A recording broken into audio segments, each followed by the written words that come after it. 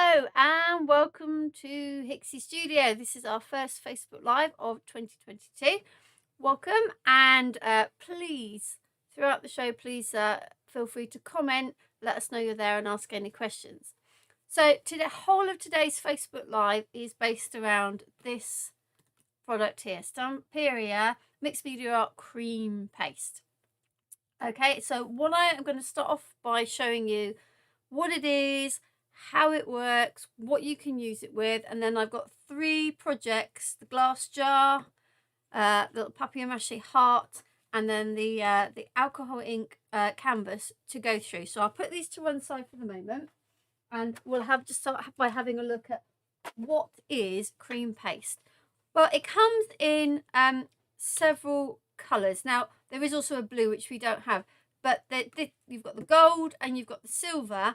The one that I have been using on all of the things that I've done today is the white, because I feel it's the most versatile, so you can put lots of different things on it. Okay, so I'm going to put these 2 to the side and let's have a look in here. So cream paste is literally what it says. It is just like lightly whipped cream. It is extremely, when you feel the container, it's almost like there's nothing in there, but it's extremely lightweight, light whipped cream, much lighter than a lot of the structure pastes that and gel mediums and those kinds of things. Okay, I'm going to put the lid on that just for the moment, and I'm going to wipe my spatula because I don't want that to harden off. So what does it do? Well, when it dries, it's extremely flexible. You can fold it, you can roll it, so you can put it round things. It's these here have been done using the soft molds, or the texture molds, that Stamperia also make. This is one of them. This is this one here. This is Oriental Garden, and they are, as you can see, they're quite deep molds. And the idea is you put the paste in, you leave it to dry, which I'll talk about in a moment, and then you take it out. Okay, so I'm going to start with that. Now, in order to show you, I have to do it the other way around because I've already got one in the mold. The paste itself, when you use it with these molds, it can take up to 24 hours, possibly longer, to dry. One of the most important things I think I found with playing with this is you've got to give it time to dry, particularly in these deep molds. Otherwise, if it's not dry, it won't come out. Okay, now here I've got one already, and this has probably been in there about 48 hours. And I'm going to take this one out. The first thing to do is to go all the way around the outside. Now, as I've been doing this, and I've been playing this for quite a few weeks, you kind of build up a little bit of a knack of what will work and what won't work for you. And when you're taking these things out, you always are best to go all the way around and lift the edge first. Sometimes you get great runs like that. Other times you just need to get your finger under. When I show you how to fill the mold in a moment, I will explain how to make sure you've got enough around the edge to do this. Okay, that's lifting quite nicely. It is one of those things that you're better off taking your time with. Don't rush this. It can rip if you are not careful. Like here, I've already ripped it there. Okay, let's keep going round. Make sure I've got all the edge lifted before I start to remove it from the actual impression part. If you haven't left yourself enough around the edge, you're going to have nothing to start pulling with. Okay, so here we go. Now, the other thing, and I can see I'm probably going to have a few issues with this, is if you do not put enough in, again, it will rip. So we're just going to go careful. These molds are very flexible too, so we can very carefully start to demold this. Now you can see already here I obviously didn't have enough here, it's got caught. So I'm going to stop and not pull from there. So when I go, I can pull from another direction, it will lift out. Okay. If you're not too bothered as to whether you get a whole and complete impression, then by all means you can go ahead and give it a good old quick. Oh, it looks like I missed an entire edge down here. There we go. Right, let's pull that up. Okay. Continue to pull.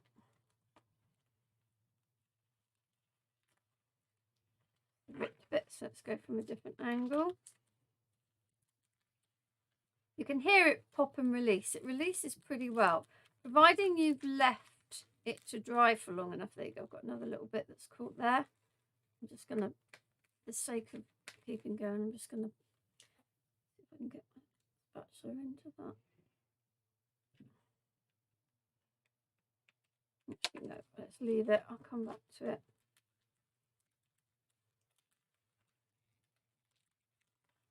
Yeah, if you've left it to dry for long enough, it will come out. You see, I got a little bit caught there. That's the bit that ripped earlier.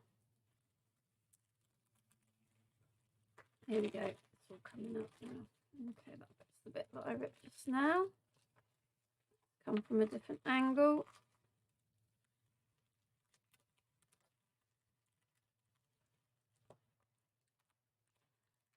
There we go. Right, so that is now out. Now I do have a couple of tears.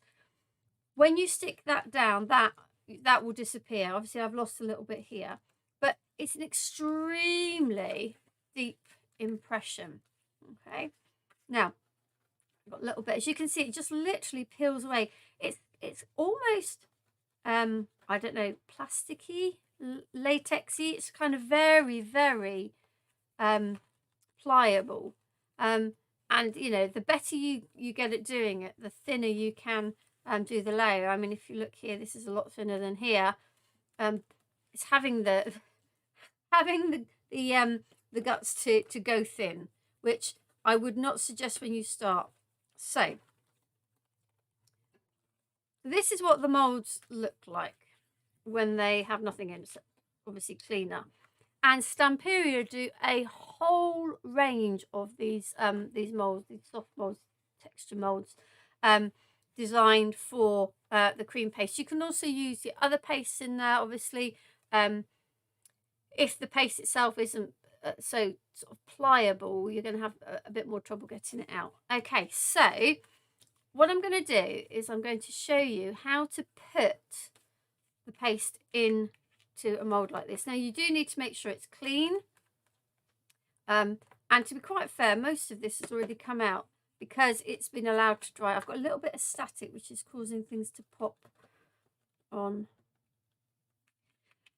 I did a lot of research online when I was looking into using this, and people use kind of like, if they do get bits stuck in, like little soft toothbrushes and a bit of water, nothing abrasive, but it does come up. And I found that when I've been using my spatulas, if I put them into water and leave them, then they're really easy to clean. Okay, so let's talk spatulas. I have a whole range of different kinds of spatulas, but I have found that when applying this cream paste, you're looking more at this kind. These thinner ones and smaller ones just don't do it.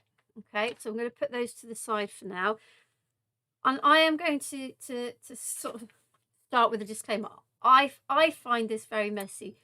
I think it may be just me. I don't think it's the product per se. I think it's just the way I am with this kind of product. So I'm going to just open this up. Okay. Now, the first thing with a very deep, see, look, already all over my fingers. First thing with these deep molds is to make sure that you've got the paste in them. Okay, so we're going to start, and you want an angled spatula. If you've ever done any cake icing, it's the same sort of thing. You need one with an angle on it in order to be able to spread. So get some on the back of the spatula, and then I'm going to start by making sure that the cream paste goes into all of the indents, and in some of the molds are easier than others. I know the other one, this one is called Oriental Garden that I'm using right now. It's sort of one with the dragonfly on. The other one that I've used is called Wings of Life. That one has some very tiny little pieces that you have to be quite careful to make sure you've got the paste in. So on this first go over, I am literally making sure that I have paste in all of the recesses. This big kind of bit there. That's probably the hardest bit. I find that when I see, look, there we go, making a mess already. When I go over, I tend to put it in, take it out, put it in, take it out, with the way I'm using the spatula. Okay. Make sure that you have put it into all of the recesses. Now, one way of doing it is to turn it over and look. And generally you can see if you've missed anything. And I can see a little bit up there that I've missed. Okay, now, if I was to leave it like that and let it dry, it would not come out very well. You can see that there are big gaps here. So as soon as you lift it off, it would just rip in those places. So you need to have a base over the top of this. So I do it in these two layers. I fill up the all of the recesses first, and then I go back over with another layer. Now, when I first was doing it, I was putting on quite a thick layer, but I found over time that I've kind of got a better feel for how much you need. And this is also where you can start to bring it out to the sides, where you need that little bit where you can get your fingernails under, so that you've got some purchase on the side to start pulling it up. Okay, so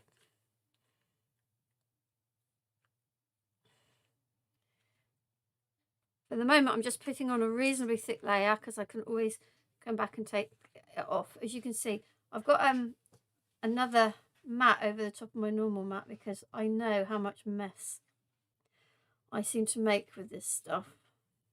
And like I said, I don't think it's the paste per se. I think it's me. I'm just very, very messy. So I'm making sure I've come out far enough from the edge of the design that I have enough of an edge.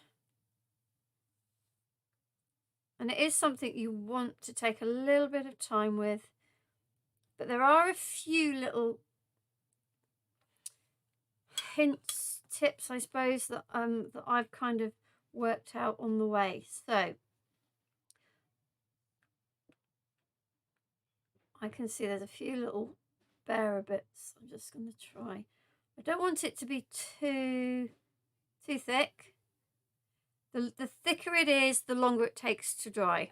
I mean, that is one thing. Now, like I said, when I was looking into this, you can do what I'm doing. I'm just going over it and faffing, or you can just stop. So at this point, I would stop. I would have a, I'm sorry, my hand's in the way there. Let's go this way. I'd have a bit of a look. I can see there are potential problem areas, but as you can see when I was doing it just then, I was putting it on and I'd move it from one place to another. So it's still very wet at the moment. So what I have found is, by leaving it to dry for a few hours like this, and I'm just going to, got quite a bit there, so I'm just going to take a little bit off the edge there. Leaving it to dry for a few hours, it won't be completely dry, it won't be dry enough to take out, but by leaving it to dry for a few hours, then having another look at it, you can touch up any areas that look like problems, where you can definitely see you've got a hole or it's looking a bit thin. Then you can just add a little bit more, and because it's not all wet around, you're not going to start moving everything. So that would be my first tip. So I can see, I know just by looking through it, it's hard to show you because I've got the light shining at me here, that, well, you can see here's probably going to be a potential area, and here, but if I try to put it on now, all I'm going to do is smear it somewhere else. So this would go aside to dry, and I would check it in a few hours. Now, it will depend on how warm it is where you are, how warm it is in the room, as to how long it will take.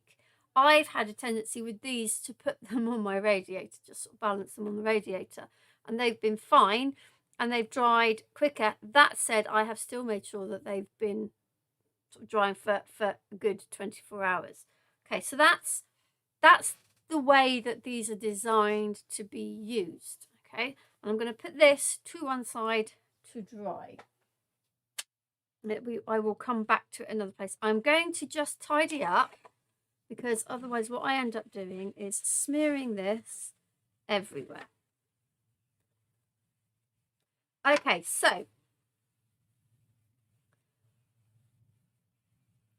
that's, as I said, that's the way that the paste is designed to work with those texture molds. However, I've got another little sort of hack, if you like, something that's will actually save you on your paste. Now you can see this has got tissue paper around it, okay, and that's because rather than on the second layer going back over with paste, I've actually used some tissue paper and some acrylic glue to create that back, because all you really need is that backing piece that you can pull, that will pull the bits out of the mold. So this is the wings to fly mold. Okay, so I'm going to I've got one already in here, so I'm going to take this out and then I'm going to show you hopefully how to do this. So I'm just looking to see if I've got any tissue paper. Okay,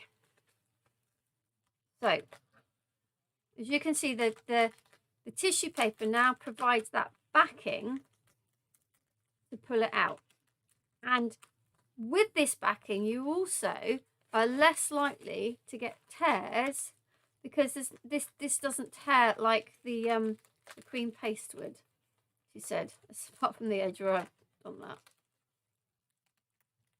Okay.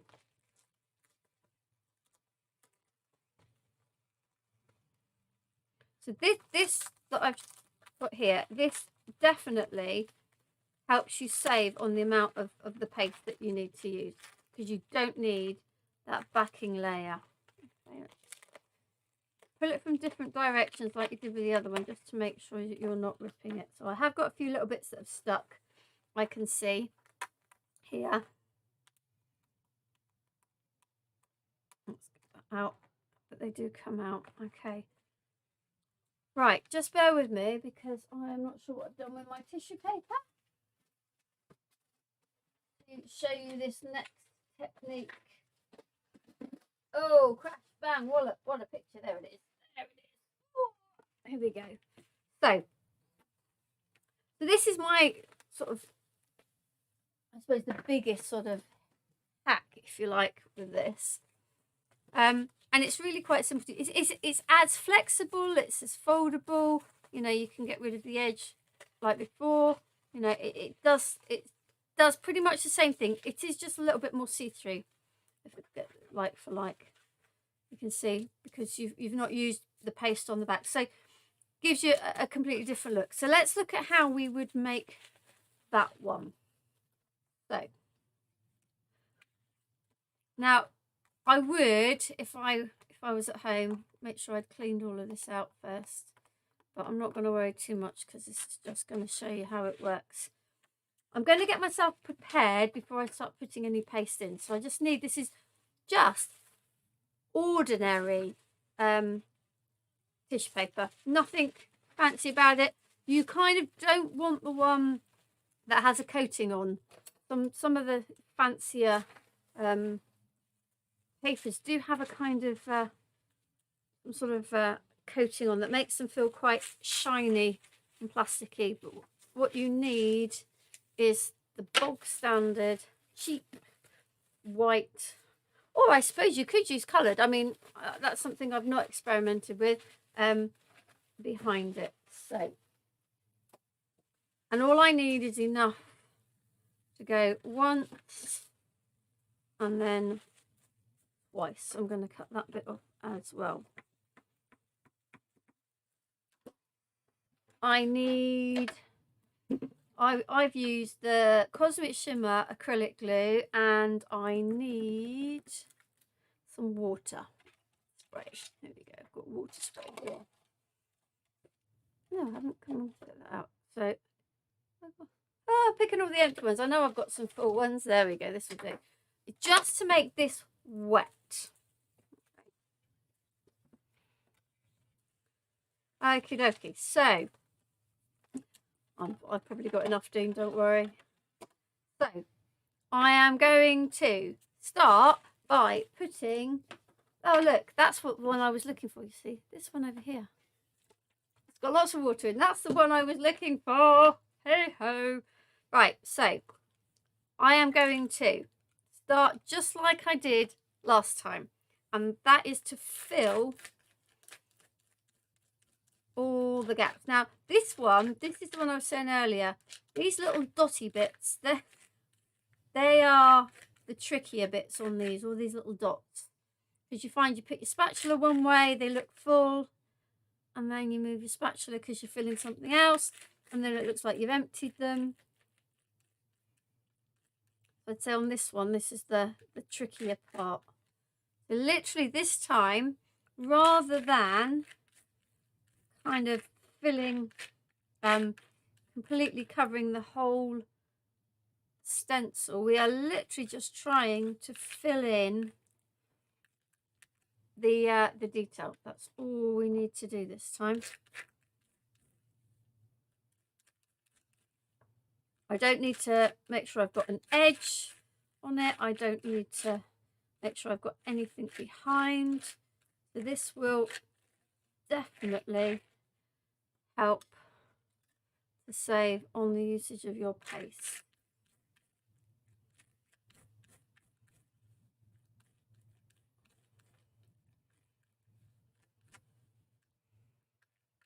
A little bit more, I'm going to need that little bit there. So once you're happy that you've got everything filled, then just scrape off any excess. It's not needed now for this one. Oh, a bit more in there.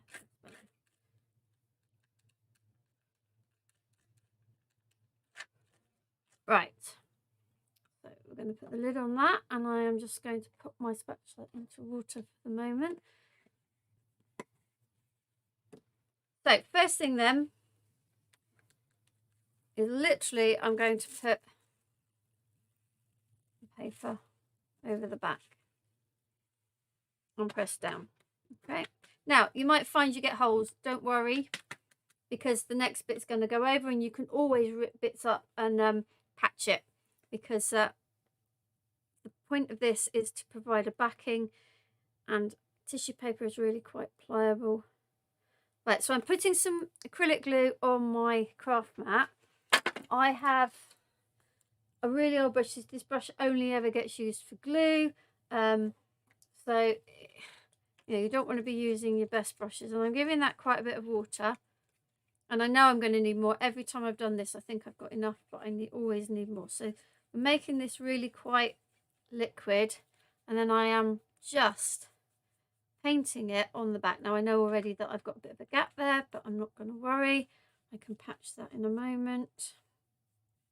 So I'm literally just giving this like a wash over the back with the glue.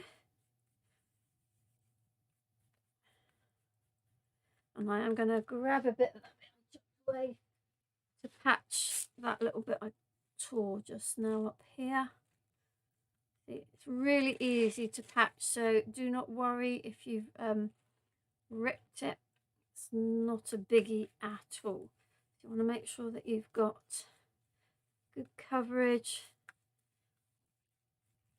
Now, even though this is glue on, it comes away quite well from this mold. So I've got that first on, and I'm just folding it over and again pressing it down, and we'll do the same again. And like I say, every time I've done this, no matter how much glue I put out, I always seem to end up having used it. Ooh. Oh, okay. My glue's like, I don't know that I want to give you any more glue, thank you. Bear with me, I'm just going to stick the pin. My pin up there, I don't know why that's got clogged. There we go.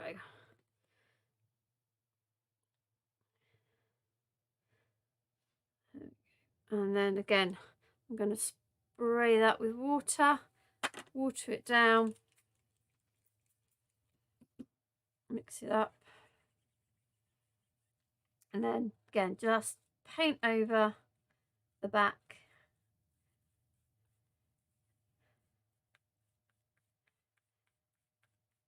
And if you get lumps and bumps, I wouldn't worry too much about it. It's very fine with the tissue paper. You can always sort of like pop the little bubble if you've got a little bubble in there, and then cover it over if need be.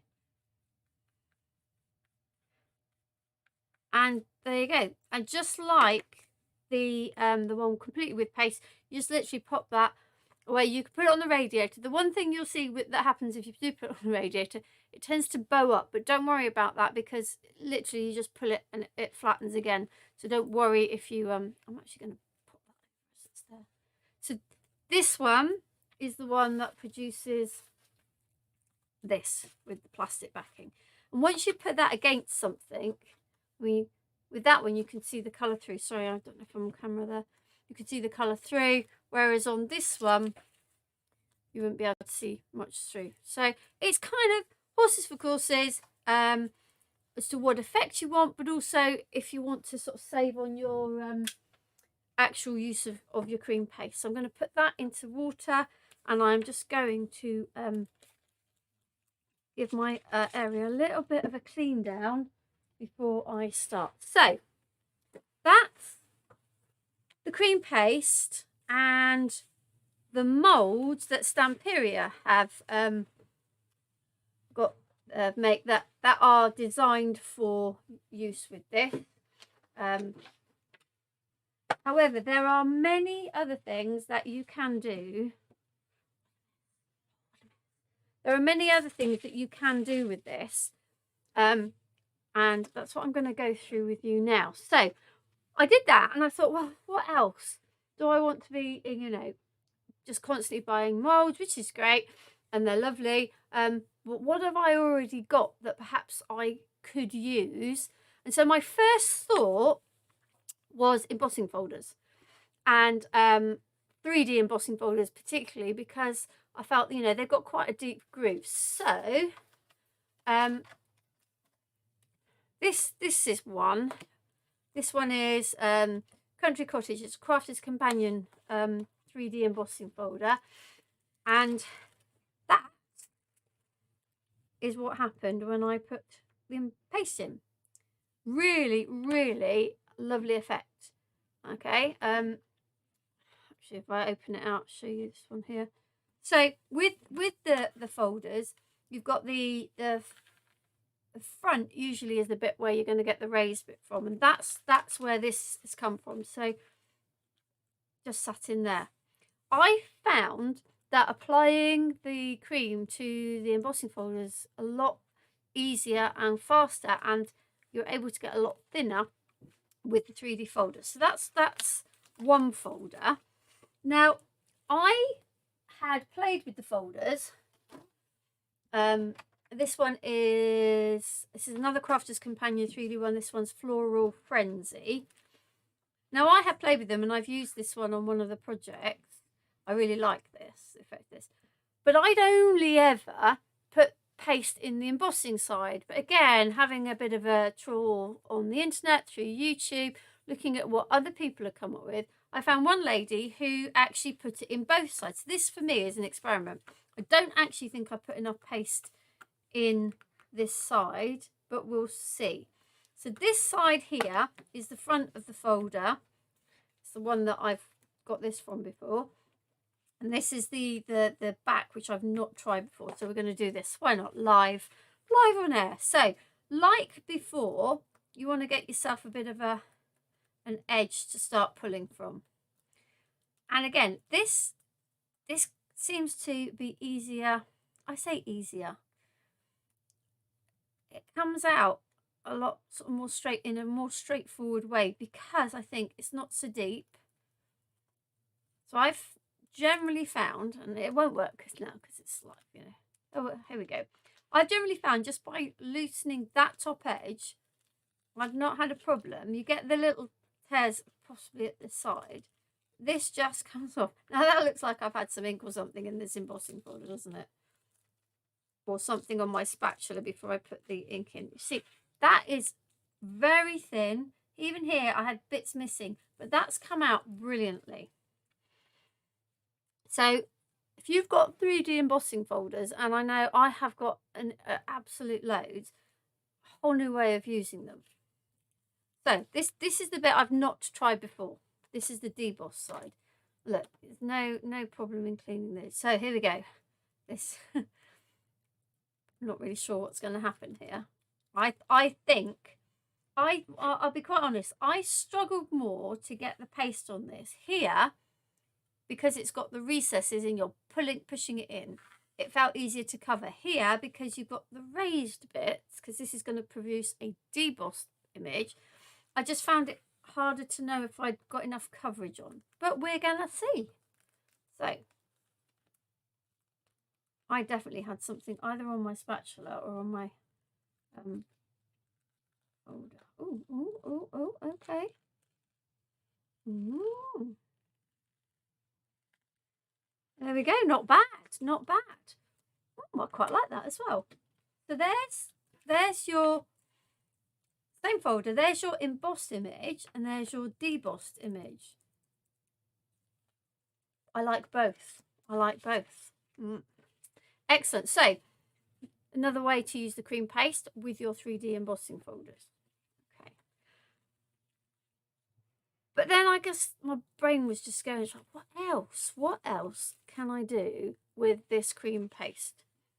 Put all these to one side. One thing a little thing that I will say, I have been using, this is baking parchment, because although they don't stick to each other, they are slightly tacky.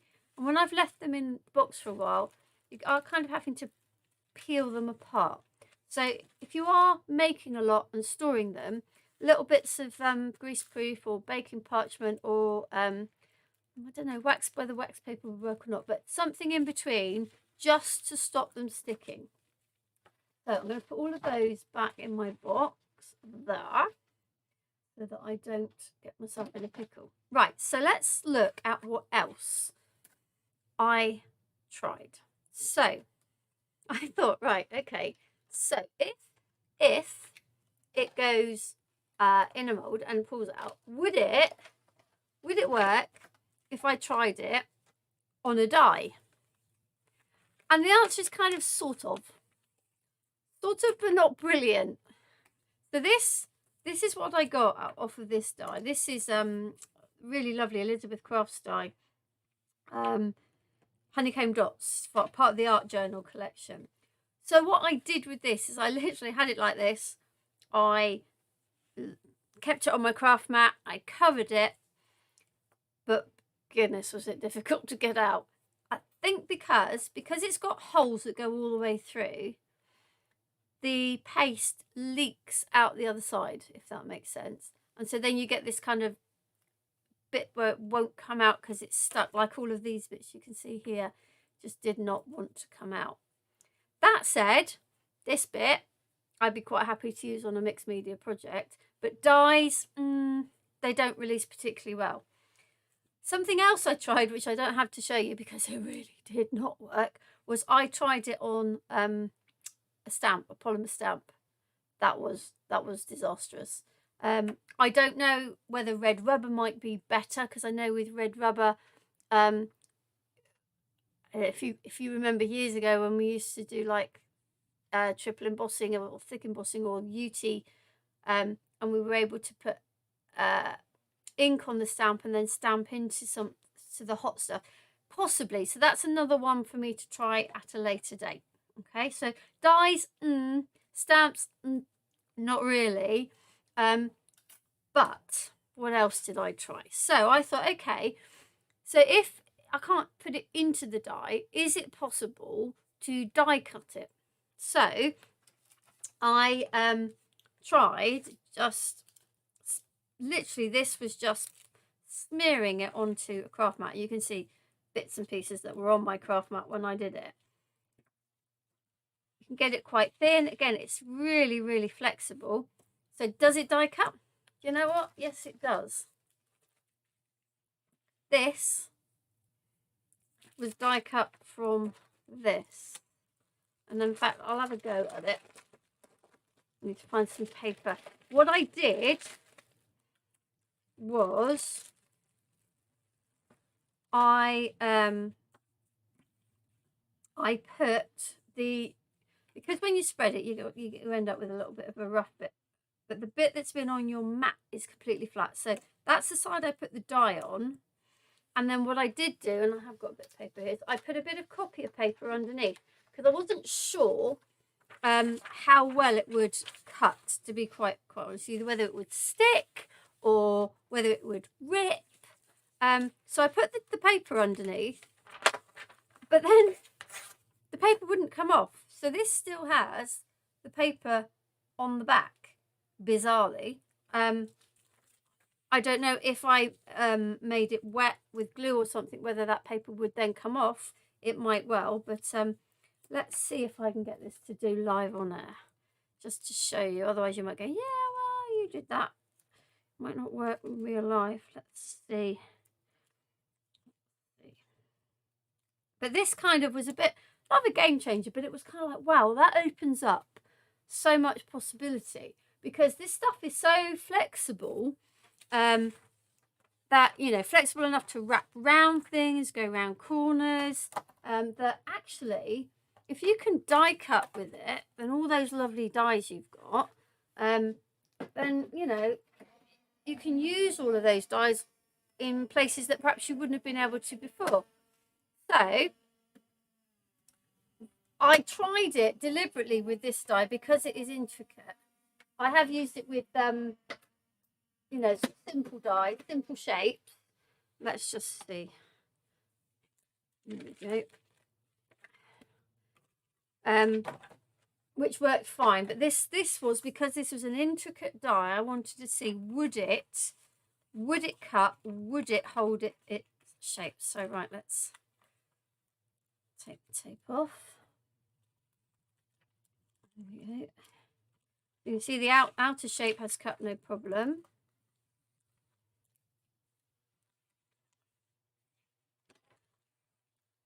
Now, I mean, as you can see, this is what happened. That kind of really got forced onto the paper.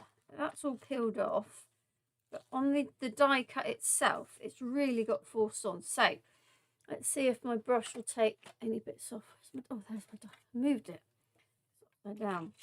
So, look, there we go. You can see all the bits have come out. So, it's cut through it. Ooh, there's going to be bits everywhere, particularly all over me. Now, spreading it on, actually that didn't take very long to dry. So that's not something that takes 24 hours, definitely, because you don't need such a thick layer of it. Now, I am going to go round and release every one of those. It's a little bit laborious, but I just want to not give it any excuse to rip when I try to take it out. Okay.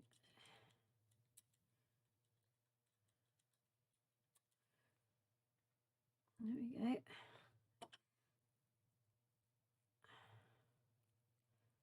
There we go.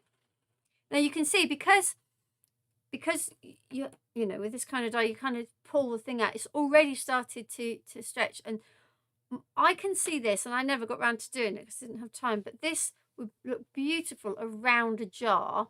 You know, maybe if you make your own jams or chutneys or things, really lovely as part of a label for your jars, because it will stretch and twist around. See, look, pull it and it's not going to break. So I think that was one of the big wows for me, is like, oh, actually, do you know what? You can use this to die cut with.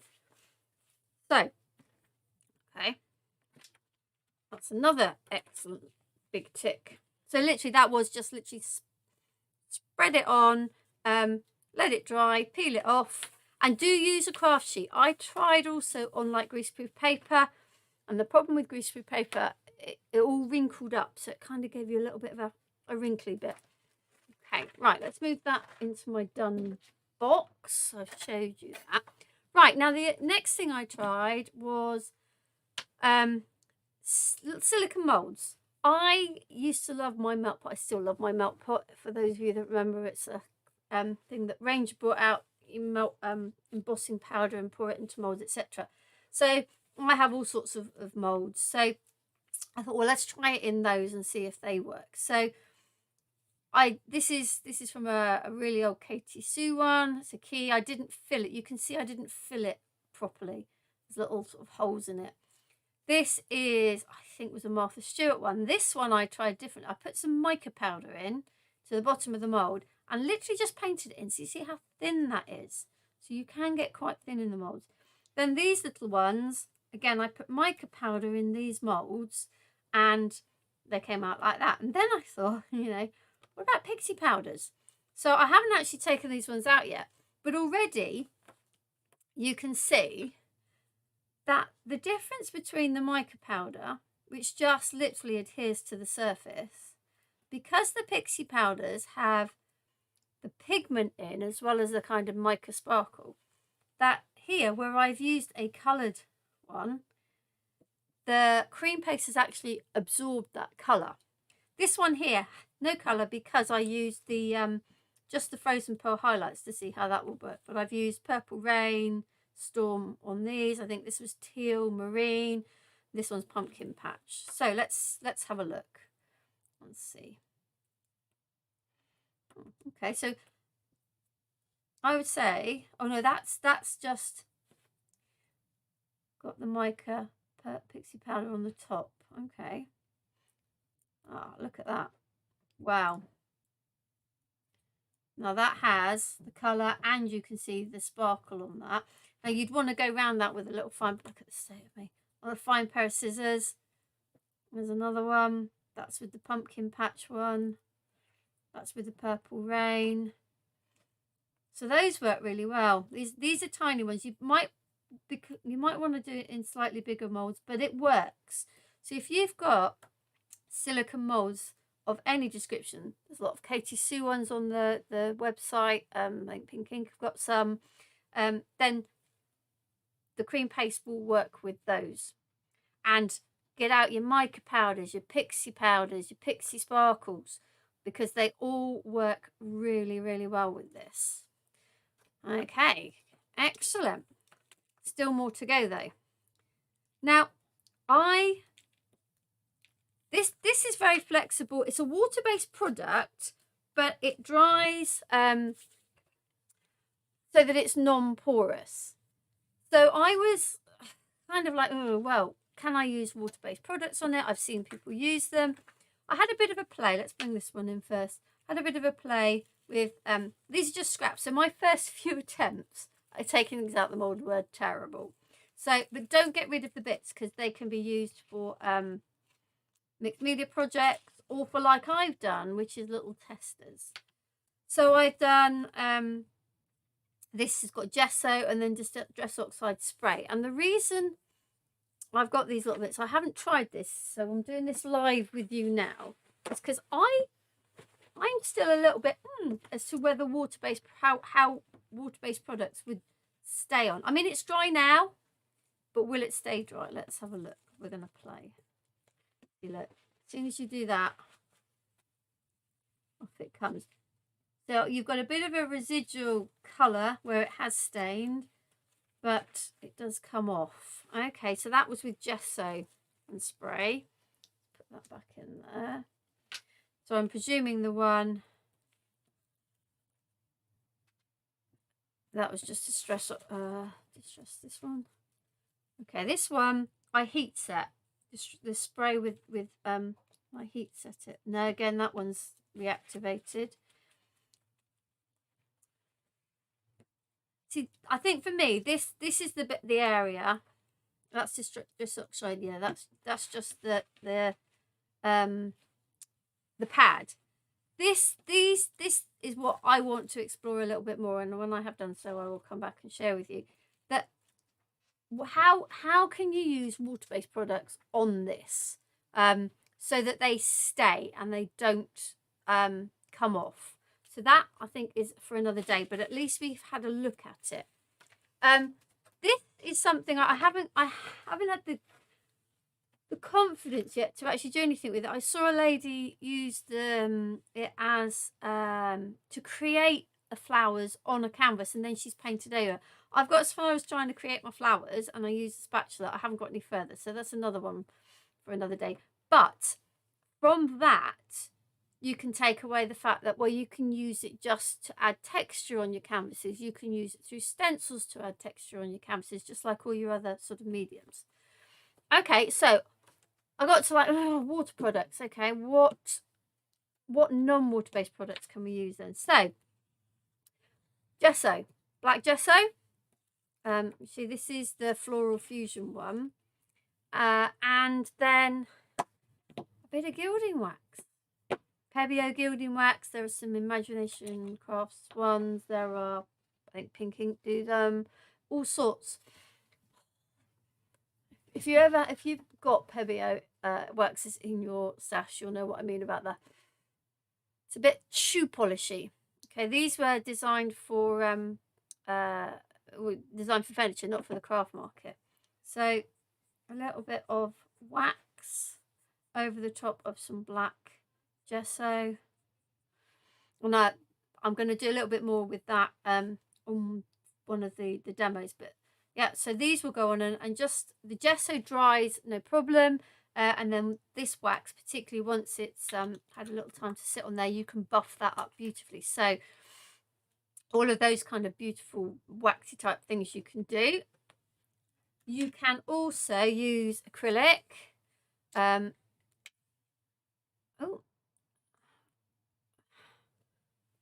Hopefully that still works. Just some acrylic paint on it.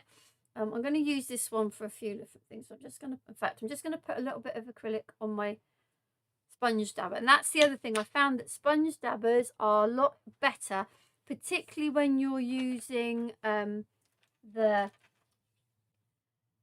Stamperia molds, because they're very, very deep and you want to get in. So a little bit of, in fact, I'm going to dab that off on a bit of paper because it's quite thick.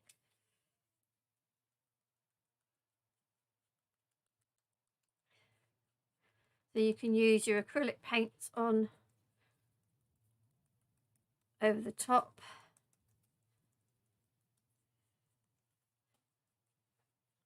Like that.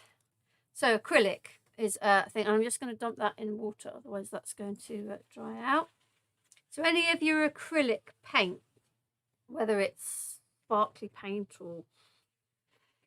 Then I thought, what about alcohol markers? And alcohol markers do work very well. Find one. So I was to try colouring on here. So alcohol markers were kind of my next thing. I'd say the only thing, because it's a non-porous surface, it will dry no problem. You do need to think about the direction you're colouring, otherwise you are going to end up with streaks. But if it's a background, it's not going to be an issue. So alcohol markers work. So then I was like, well, if alcohol markers work, what about alcohol ink? Alcohol ink. And this is what I have used on the canvas that I'm going to show. And this works best on these deep ones, because alcohol ink, it will evaporate. But what I've really, really enjoyed is, like, literally if you stick it in here, and then you can literally get it to move, and it won't go on the top. Yeah. Now, the one I've done canvas, I have watered this down, and I will obviously show you in a bit how I did that. But alcohol ink will work brilliantly on these. You get some beautiful effects. So, oh, and I got one here. I forgot. Now, you can put so much stuff on there, but you can also colour this, the white cream paste. This was just a quick experiment. This is with pixie powders. I literally put a pixie powder in with the cream paste before I put it in a 3D embossing folder. All I would say is if you're adding wet things in, like acrylic paint, excuse me, alcohol ink, possibly even watercolors. I haven't tried that one. It does water it down, so the whole consistency becomes a lot thinner, more like single cream than whipped cream. So it will probably take longer to dry. Okay, so but this is all about playing. I mean, and I'm sure there's lots of things out there that I've not come across yet. Loads of things that I still keep popping into my mind as to how to try. What should I do with this? But yeah, plenty of things to play with. So that's kind of like just what it is, what you can do with it. So what I'll do now is I'll show you the 3 projects that I've made using things from the cream paste. So just bear with me a moment while I just reset myself. If you have used cream paste before, please pop it in the comments. Let me know. Is there anything that I've missed? Anything that I should try? Any questions you might want the answers to? You know, the thing with this kind of product, this kind of mixed media product, is it's almost the possibilities are only limited by what people can think up to do with it. Right. Okay, what we're going to do, what should we start with? Let's start with the jar, I think. Start with the jar. Let me get my things out of the jar. Okay, so this is just an ordinary jar. This one's even still got sticky from the label on. And I have used the wings to fly, and I have cut out the butterfly. Ooh, stuck on there. And I have used some of the other bit around to create just a little bit of texture. So another little experiment that I did, because I was like, right, okay, so glass is non-porous. How am I going to stick this to something that is non-porous? What is going to hold? Now, I saw where people had used cream paste itself, and I was a bit dubious, and I still am a bit dubious about sticking it with itself. It kind of seems to work, but this is with the acrylic glue. You can see the sort of clear bit behind. That seems to work. But what I have used on here is I've actually used texture paste. So this one is icy snow paste, but any of your kind of modelling paste, texture pastes that will stick to the glass can then be used to adhere your bits and pieces. So let's move that to one side and let's get started. Need my mat. Oh, it's a bit dirty. So the first thing I'm going to do is I am going to cut out my butterfly. In fact, I'm going to partly rip it. So I'm going to come in. No, I'm actually going to cut to start with. So this stuff is really easy to cut, but also it tears. So if you don't want such kind of a defined edge, then you can tear it. It will tear quite easily,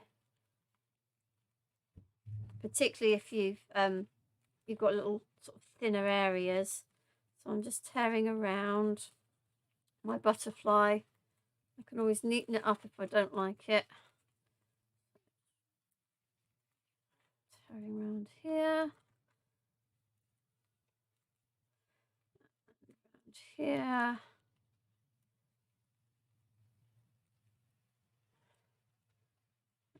You're up. Oh, nearly tore the wing off there. I was like, ooh.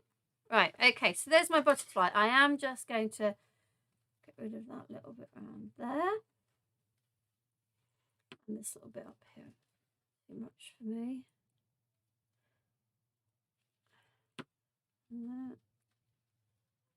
So that's my butterfly, which is going to stick. Now, oh, my hair molting. Now I know when I try to clean jars, I try to get this sticky stuff off, but actually having this bit of sticky quite helps, because it allows you to have a play with where you want to position stuff before you actually end up doing it. So I'm going to now sort of rip down. Just trying to think how much should I have? Yeah, I think I went all the way down here. So this is what I used around the thing. I'm gonna rip off these bits. I don't want these long bits here.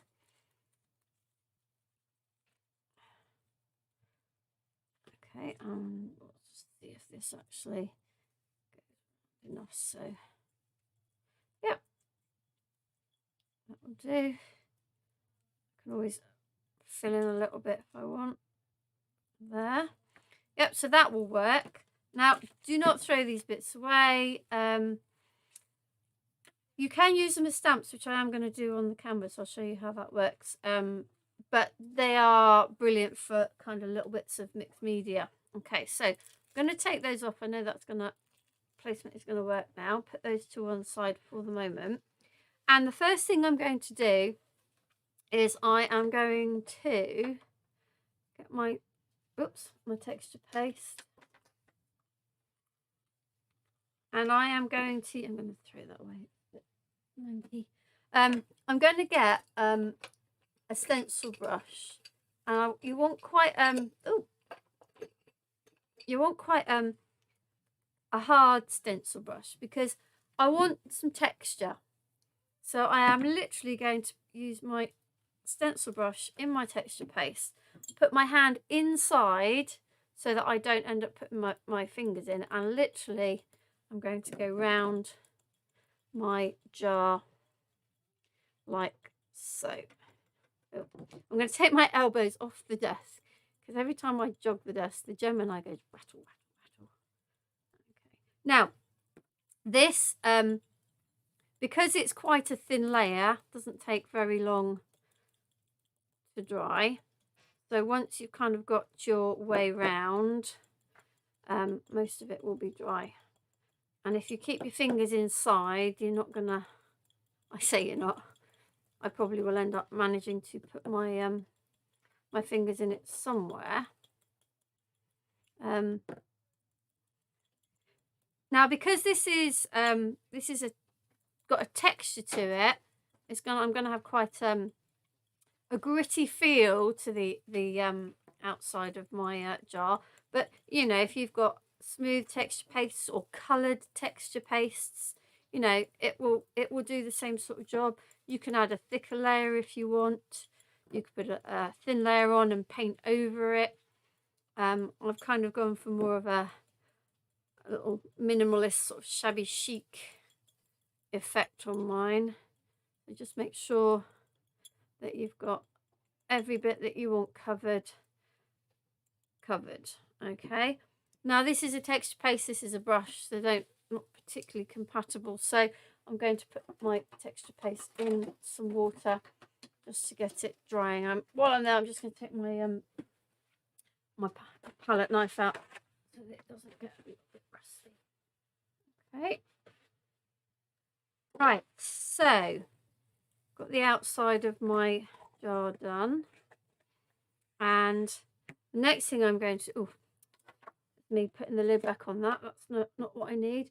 So the next thing I'm going to do is I am going to stick on my bits of from the cream paste mold. So I am going to use this as the adhesive, because I just think I know that it sticks to the glass. I know that it will stick to itself.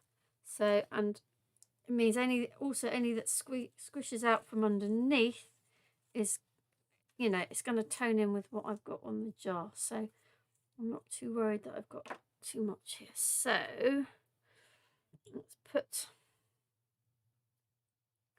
my, okay, so I'm going to, and you can see that the cream paste is so flexible, it just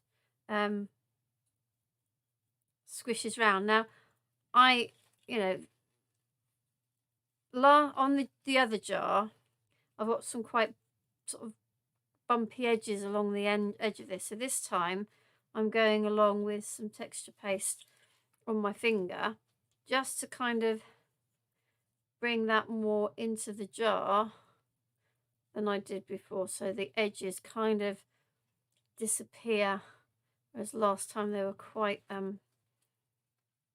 obvious. But you know, it's nothing wrong with it, it's just when I looked at it I thought maybe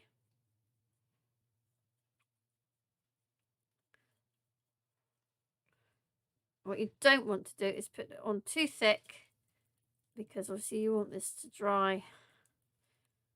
Okay, so I am just going to hands, and then I'm going to do a similar thing with the butterfly. I'm going to use some of the paste like a glue on the back of the butterfly. A bit like, almost like royal icing-ish, this stuff. So we're going to stick. I'm really sorry, I'm having to do it upside down because of the way my fingers are inside the jar. So we're going to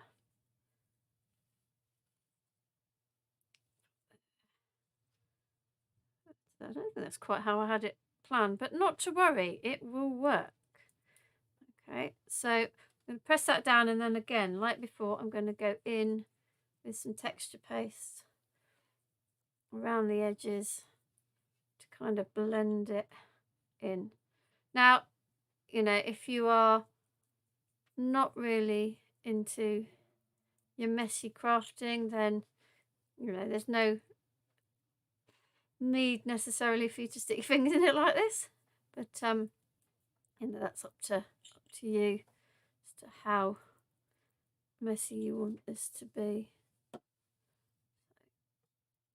But having looked at that one that I made, my one feeling about it was it just needed to be brought more into the jar than just kind of like looking like it's sat on the top. So this is literally just kind of filling in that edge,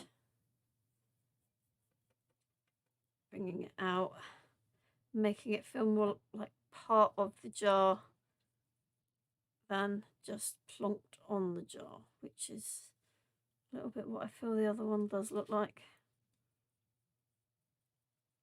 There we go. Now I'm going to just put that to one side while I just clean up a tad myself and my area, and then I'm going to mix up the there we go, just get white, clean myself, and yeah, clean my thing as well. With all of these kind of pastes, really important to clean your tools, because a lot of these things, once they dry on your tools, then that's pretty much it, done. Clean myself up a little bit. Okie dokie. Right, so we're going to get some white gesso now. It doesn't matter what white gesso I've got, just the Pebeo one, but some white gesso. I'm putting two little blobs down, and I am using some of the Royal & Langnickel Essentials acrylic. I've got cadmium yellow and I have raw umber. Now I have managed to drop my cadmium yellow, not the cap off, not the stopper off, but it doesn't matter, because what happens is it forms a natural plug there. So if you just take the lid off, and I'm not putting it on top of the the gesso because I want to be able to mix it and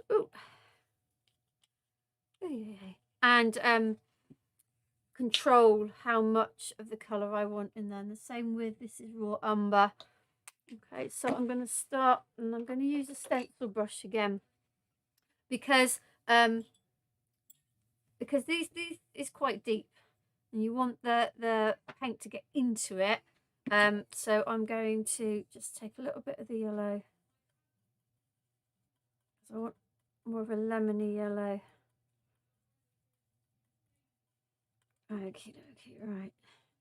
That's probably enough. Right, so I'm going to, doesn't matter if it's still wet because this will just mix in with the paste. I'm not bothered if I'm going over the edges. I am just giving myself a kind of yellow. Whoops, sorry. Can I take my elbows off the table and then it won't go. Okay, so there's my butterfly. Okay, now this, I'm not even going to clean this brush. I'm just going to take a little bit of that into there. I'm not bothered if I've got the yellow in. It will tone in a little bit anyway. Just want to take this more to an, like, just an off white. You can see it's not, it's kind of a greyish colour, and I'm going to kind of go over and around the this bit that comes down.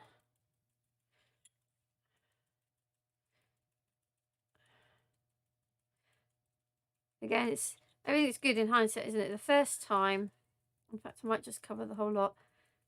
You do something and then you finish it and you look at it and go, oh, I wish I did that and I wish I did that. So I'm now getting the opportunity to change the things that I didn't, not that they went wrong, just like having sort of had another look at it, things that I would have done slightly differently. So this time I'm going over the whole of it, whereas last time I only went over the band to make it kind of an off-white colour. So that's pretty much it. And just needs to dry now. So we'll have a look at it again towards the end of the live when it's had a chance to dry, and then I can put the ribbon around the top as well. So I'm just going to put this over to dry out of the way, and I'm going to put my stencil brush in to clean, and I'm going to clean off my little thing here. So that was the jar. Glass. Cream paste is flexible enough to go around the outside of a jar, of a bottle, of a box. You know, anything sort of that is that has curves to it. It will go round. It will stretch. It will pull and fix itself to that. So I'm going to, that's the little ribbon for it. So I'm just going to put that there so I know where it is in a minute when I come back to it. Right, that's the jar. That's putting it onto glass. The next thing we're going to look at is this, which is the heart. And this uses the Floral Frenzy. So here we have Floral Frenzy. I've used black gesso. I've used, what do we use? Pebeo King Gold, and also one of the old Imagination Crafts one. This is Sherbet, but it really doesn't matter if you've got waxes in your stash. Use whatever. I just think the gold looks particularly nice, and then with the colour, lovely jubbly. So, couple of things. So we're going to do a little bit of die cutting. This is just a simple shape. But before we do that die cutting, it's better to paint the whole lot. So, first thing we need to do is we need some black gesso. And I'm going to put, whoa, okay. I put rather a lot of black gesso on that. I don't think I'm going to need it, but that's okay. I'm going to use a sponge and I can always take it off.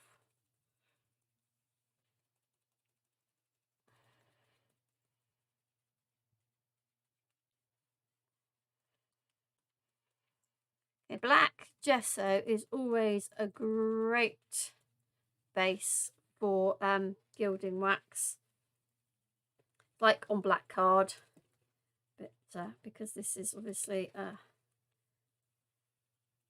white thing, stick some black gesso on it, and then we can use the wax. Okie dokie.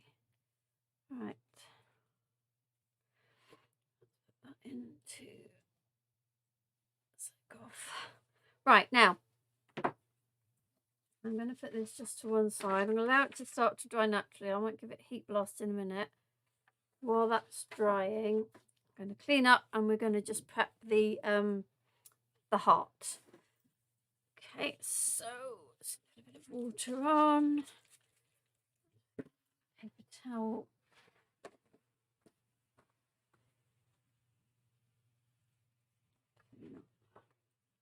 And I do apologise, because the further we go into the live, the worse my hands are getting.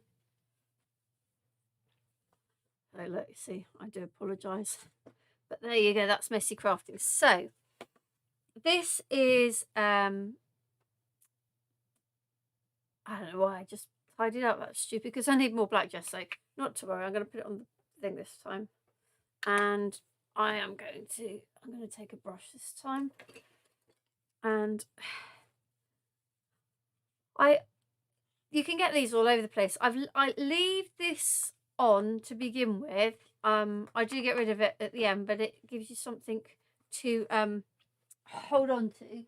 But also, I would suggest having an egg box, because these egg boxes are perfect for sort of balancing these kinds of things. So I'm just going to take some gesso, and I'm going to paint the heart. Now, it doesn't matter if I do these, that's going to be covered with the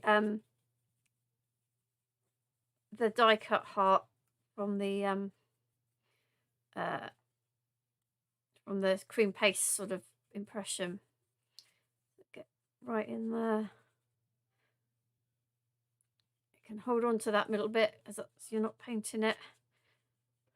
Now, it does dry quite quickly on the papier-mâché, because it soaks in, whereas with the cream paste it doesn't dry quite so quickly, because it has to more evaporate. Okay, so this is almost dry part of this now. So let's put that into wash. I'm just going to stick that in there for the moment. Oh, okay, I've just noticed I'm just going to use my finger, because I put the brush in. Why not? Filthy as it is, let's clean up. Oh, let's clean up. Right, I know that I'm going to do that and think, oh, I should have put some more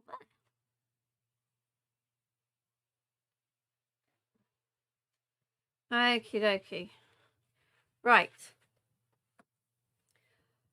let's put the gesso to one side, and that. So I'm going to bring in my heat gun now. I'm making a mess. I am making a mess, I know I am. Right, let's go. So we're just going to give this a bit of a blast. Now, I won't talk over the heat gun, I'll tell you in a minute.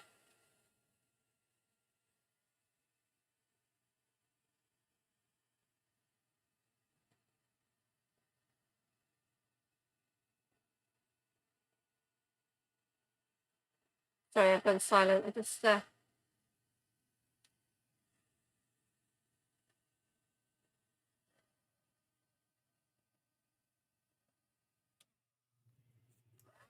to do this at the same time before my heat gun decides it doesn't want to do anymore. A word of caution about heat setting on that the cream paste. I have found that if you heat it too much, let's get this one back in. If you heat it too much, it starts to bubble. Now, that's kind of something I think that needs investigating a bit further in terms of, can we use that? But obviously, if it's a piece you're just trying to dry, then the answer is, you know, go very, very carefully, go very gently. If you can, allow things to dry naturally rather than heat setting them.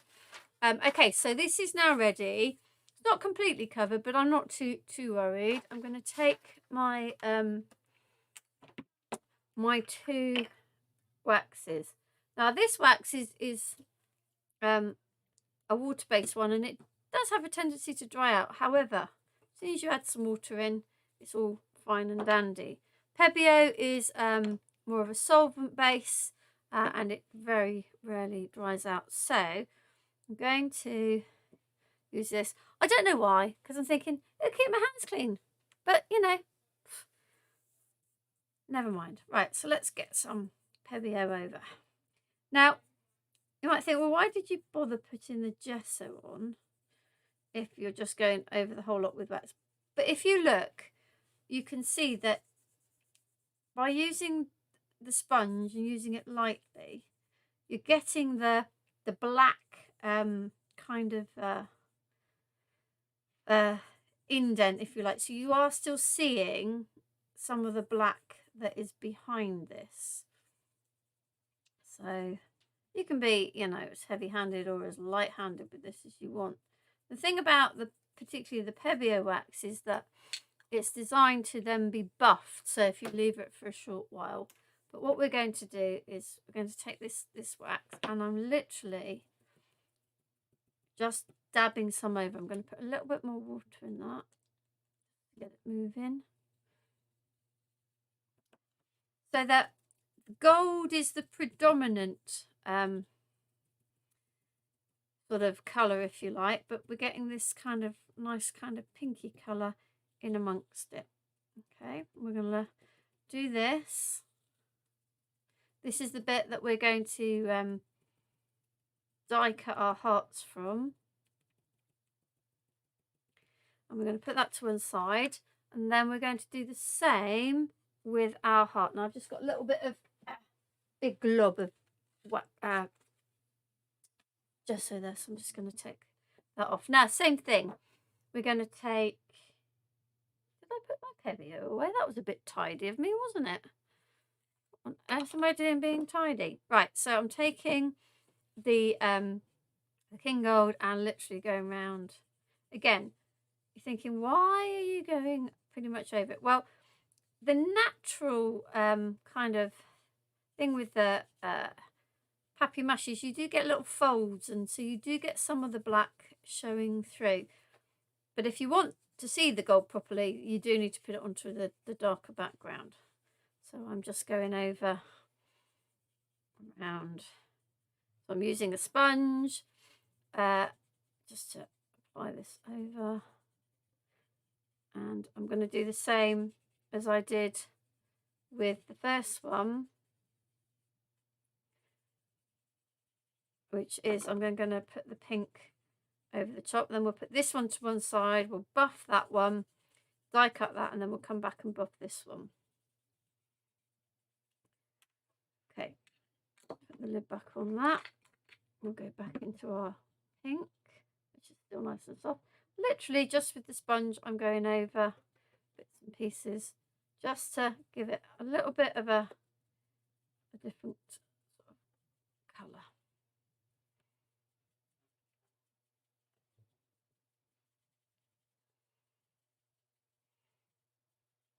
Okie dokie. So I'm going to put that back in my little egg box just to stand, and then throw it around. Why not?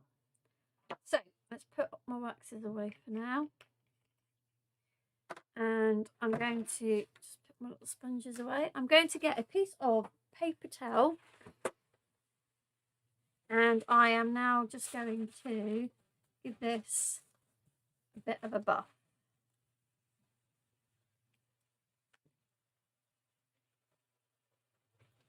Brings off a little bit of a shine, takes off sort of any excess that's there that you don't want on the top.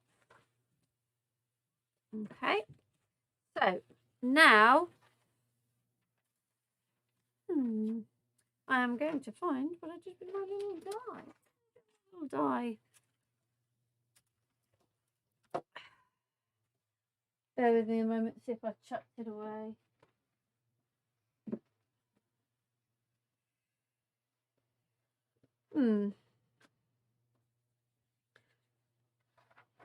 Oh, okay. Thank you very much. Dean to the rescue.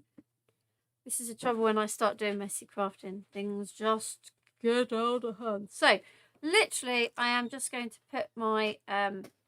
Literally, what does that even mean? I'm going to put my die where I want to cut out, and this shouldn't need the extra pressure because it is a simple die. So I'm just going to decide where I want that. A little bit of tape and through the machine.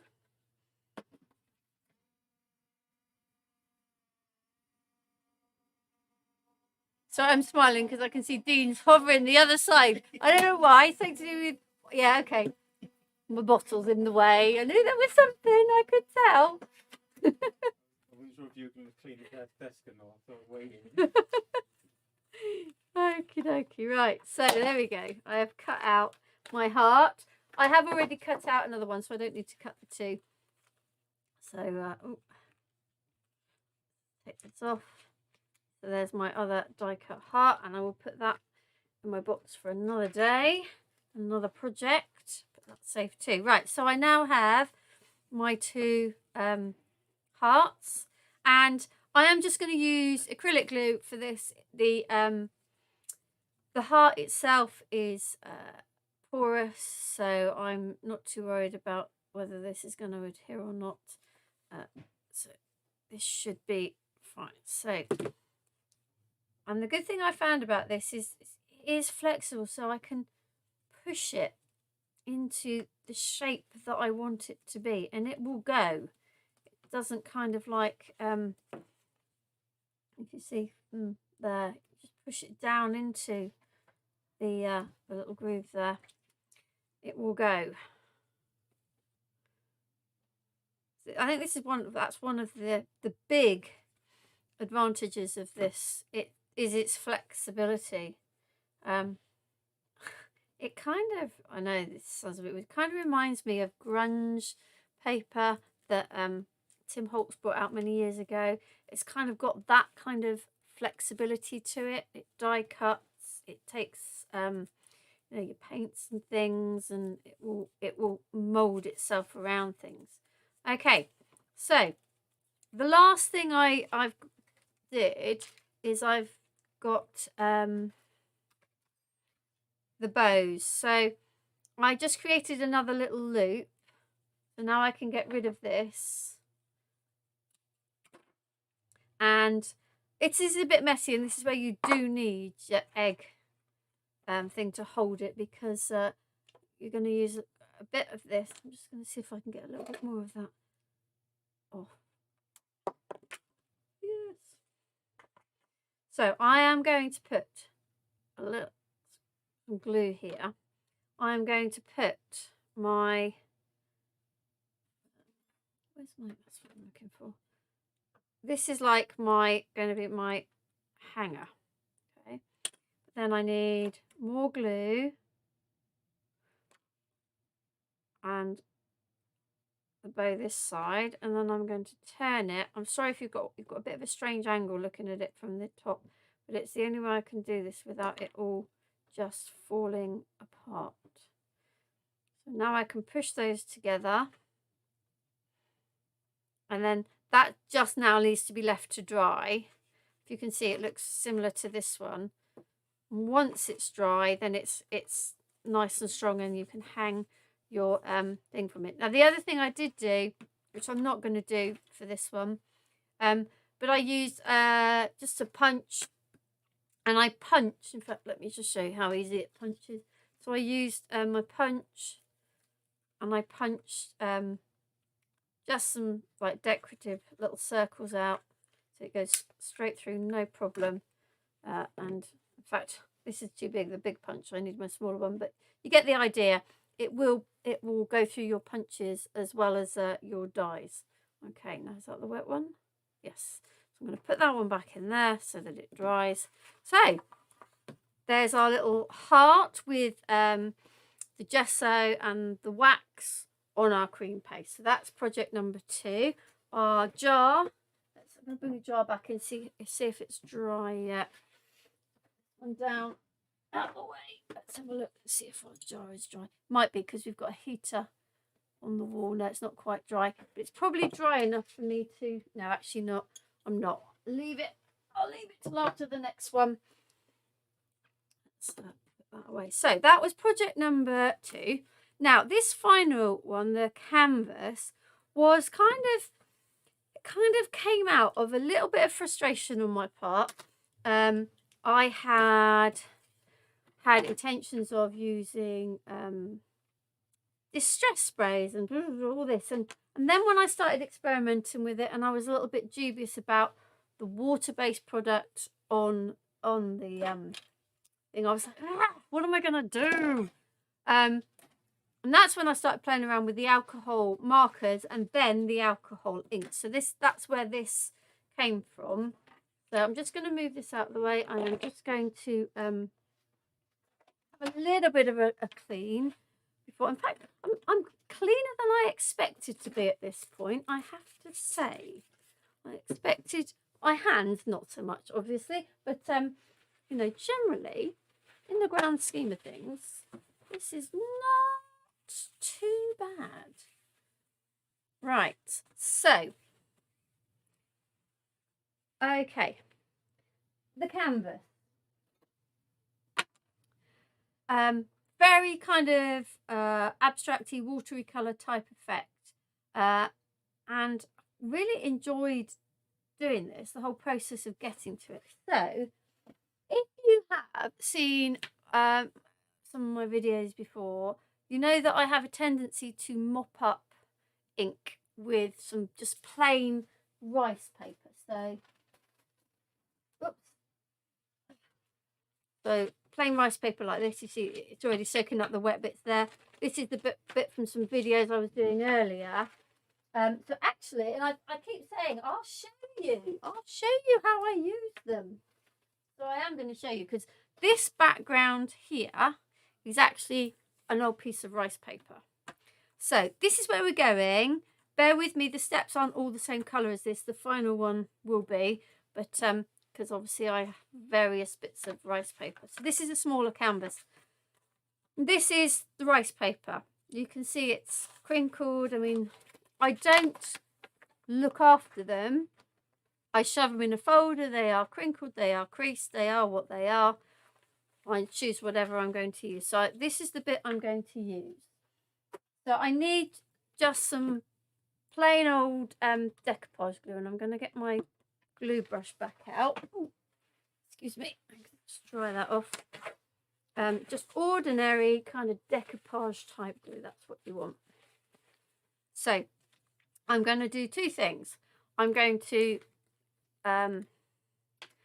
paint the rice paper with it, and I'm going to paint the canvas with it. Okay, so my you can see I've got a wet board, wet thing. The colours. So this would have been, I don't know, distress ink, or could have been pixie powders. The colours aren't running. They're not kind of like, you know, diluting when I put the glue on. They stay where they are. And then I'm going to put, to start with, just on the top. I am going to put it behind as well. Now, you saw that it was creased. And if it ends up creased, I'm not too bothered. But quite usually you can get the creases disappear. So all I'm doing, whenever you apply any rice paper, always brush from the middle out. And that way any air bubbles will disappear. So you can see all the creases that were in that piece have pretty much gone. It's given me a really beautiful kind of watercolour effect on my canvas without having to, you know, get my inks out, without having to faff around. So I'm just on the back, literally going around the edges, and I'm folding it because I've already put glue on the rice paper. just folding them over onto the glue that I just put on the canvas. And because it's rice paper, it will just fold. It will just go where you want it to. Let's put the glue over the top and it sticks. Okay, so the last bit. So that is how I use the rice papers that you often see me mopping things up with. And the colours are random. I don't kind of go, oh, I'm going to use that piece of rice paper for greens or whatever. It's whatever's on my board, whatever gets picked up. You can see there's a little bit of blue in there. So that will make a really lovely background for another project, not for this one, because this obviously now needs to dry. So just checking where I've got to put that in there. So I'm going to put that down to dry. Just going to clean up the glue from my board. Oh, lots of glue on my board. How did I do that? Who knows?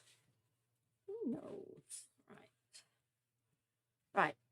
So that's the first stage. Is I put the rice paper on my canvas. So here's one that I've already done. It's had time. It's dry. And here is my this is my Oriental Garden Stamperia mold with the cream paste, and I only want part of it. If you can see, I've kind of used a bit that comes through here. So it's a case of, you know, you make a decision. So the first thing I'm going to do actually is I'm going to take these two straight lines here, and I'm thinking they're probably kind of no, I was about to say hieroglyphs. They're not hieroglyphs, but kind of Oriental writing, sort of the Chinese character kind of writing. But not going to throw that away. Two things we're going to do